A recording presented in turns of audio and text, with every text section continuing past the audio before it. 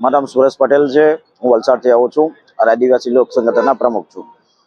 અમે વારંવાર જોઈએ છે કે નર્સિંગના નામે જે ટ્રાઇબલ બેઝની અંદર 54 તાલુકાઓમાં આવા બોગસ ઇન્સ્ટિટ્યૂટો ચાલુ થાય છે। અમે ધરમપુરની અંદર ફરિયાદ કરી છે, અમે નવસારી જિલ્લાની 3 કોલેજો પર ફરિયાદ કરી છે, તેમજ દાહોદ અને ગોધરાની અંદર પણ આવી ફરિયાદો કરી છે। એમ જોવા જઈએ તો 54 તાલુકાની અંદર ટ્રાઇબલ બેઝના આવી નર્સિંગ બોગસ ઇન્સ્ટિટ્યૂટો ચાલે છે, જેમાં બાળકો છેતરાય છે।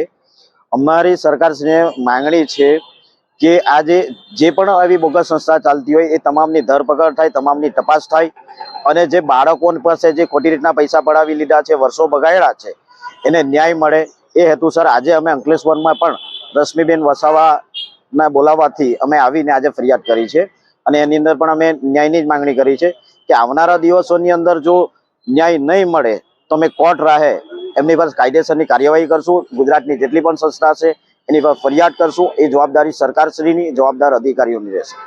ભાજપના રાજમાં ગુજરાતની અંદર શિક્ષણ અને વિદ્યાર્થીઓની શું દશા છે એ ફરી ઉજાગર થયું છે। અંકલેશ્વર ખાતે નર્મદા પેરા મેડિકલ ઇન્સ્ટિટ્યૂટ દ્વારા વિદ્યાર્થીનીઓના ભવિષ્ય જોડે ચેડાં કરવામાં આવતા અને ડોક્યુમેન્ટ્સ માટે મોટી રકમ માંગવામાં આવતા વિદ્યાર્થીનીઓ દ્વારા આદિવાસી આગેવાનોની મદદ લેવામાં આવી અને આ બોગસ કોલેજ ખિલાફ પોલીસ સ્ટેશનમાં ફરિયાદ કરવામાં આવી હતી।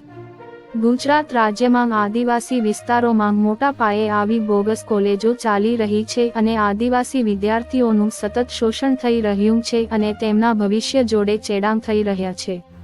તેમ છતાં સરકાર દ્વારા કોઈ પગલાં લેવામાં આવતા નજરે પડતા નથી।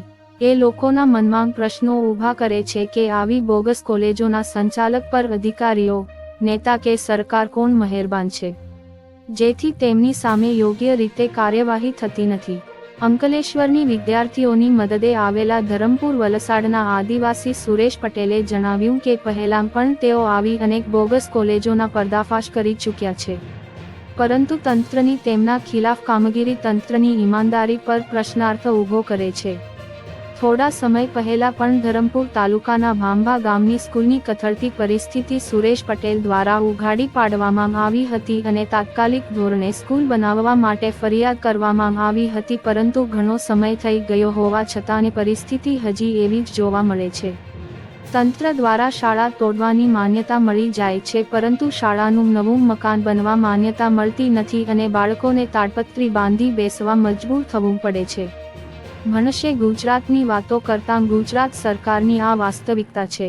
અહીંના સાંસદ અને ધારાસભ્યને સોશિયલ મીડિયામાં ચગવાનો અને વિપક્ષના નેતાઓ જોડે ટીખળખોરી કરવાનો સમય મળે છે, પરંતુ આવા પોતે જે સમાજમાંથી આવે છે એ આદિવાસી સમાજના વિદ્યાર્થીઓનું શોષણ થઈ રહ્યું છે ત્યારે તેની સામે પગલાં લેવાનો તેમને સમય નથી મળતો, જે નિંદનીય બાબત છે। ધરમપુર વિસ્તારની પ્રજાનું જણાવવું છે કે એક સામાન્ય આદિવાસી આગેવાન હોવા છતાં જે સુરેશ પટેલ દ્વારા આદિવાસી સમાજના વિદ્યાર્થીઓ માટે ઝુંબેશ ચલાવવામાં આવી રહી છે એ પ્રશંસનીય વાત છે। બાકી ચૂંટાયેલા નેતાઓ તો માત્ર શોભાના ગાંઠિયા અને પોતાની પાર્ટીના ગુલામ છે, જે આદિવાસી સમાજના ભવિષ્ય એવા બાળકો જોડે આટલા મોટા કૌભાંડ થતાં હોવા છતાં ચૂપચાપ તમાશા જોતા હોય છે। મારું નામ વસાવા રશ્મિબેન મુરજીભાઈ છે। હું અહીંયા અંકલેશ્વરમાં રહું છું અને મહાવીર ટર્નિંગ પાસે સિગ્નેચર ગેલેક્સીમાં નર્મદા પેરામેડિકલ કરીને ક્લાસ ચાલે છે નર્સિંગનો। તેમાં અમને GNM કહીને અમને બી વોકનું અમને એડમિશન આપ્યું। જ્યારે અમે એક્ઝામ આપવા ગયા ત્યારે અમને ખબર પડી કે અમને બીજા કોઈ કોર્સનો એક્ઝામ અપાવે છે, ત્યારે એવાને અમારી પાસેથી અલગ પૈસા લીધા હતા અને પાસ થવા માટે 30,000 થી 40,000 રૂપિયા માંગે છે અમારા પાસે। અને જ્યારે અમે રિઝલ્ટની વાત કરી તો એ કે તમારું રિઝલ્ટ નથી આવ્યું, તમારી સ્કોલરશીપ નથી આવી, એટલા માટે તમારું રિઝલ્ટ પણ નથી આવ્યું અને તમારા ડોક્યુમેન્ટ પણ જોઈતા હોય તો તમારે 60-70,000 રૂપિયા ભરવા પડશે એવું અમને કીધું હતું। અને ત્યાર પછી પણ અમને ધમકીઓ આપે છે, તમારાથી જે થાય તે કરી લેજો, તમારે જે કરવું હોય તે કરી લેજો। ત્યાર પછી અમે અમારા આદિવાસી સમાજના આગેવાનોને અમે જાણ કરી, ત્યાર પછી અમે એમની સલાહ લીધી, એમને બોલાવ્યા, ત્યાર પછી અમે આજે અહીંયા પોલીસ સ્ટેશને લેખિત રજૂઆત કરવા આવ્યા છીએ।